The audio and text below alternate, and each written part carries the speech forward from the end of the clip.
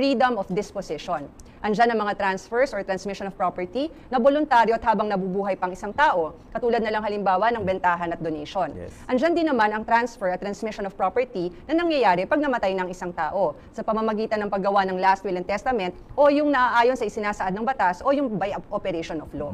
Tama, Judge. Yung huling nabanggit ni Judge, yung transmission or transfer of property na nangyayari sa oras na namatay ang isang tao, ang tawag doon ay succession.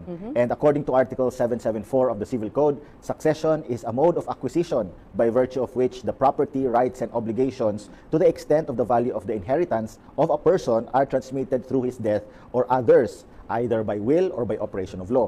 Ang elements or requisites ng succession ay una, death, pangalawa, transmissible inheritance, pangatlo, successor o successors who must be living and capacitated to inherit unless there is a right of representation, at pang-apat ay yung acceptance or non-repudiation by the successor of the inheritance.